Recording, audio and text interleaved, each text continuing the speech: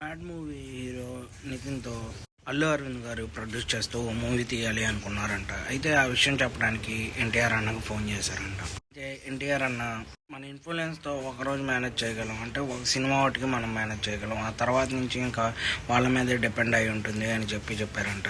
మీరు ఎలాగో మంచి మూవీస్ తీస్తారు, అలాగే మీరు కానివ్వండి, క్యారీ ఆన్ అని చెప్పారంట ఎన్టీఆర్ అన్న. ఈ విషయం అల్లు అరవింద్ గారు ప్రెస్ మీట్లో చెప్పారు. అయితే ఎన్నాళ్ళ నుంచో రూమర్స్ వస్తున్నాయి, ఏంటి అల్లు అర్జున్ గారు అలాగే సుకుమార్ గారు క్లాషెస్ వచ్చినాయి, అందుకే బీట్ తీసేశారని.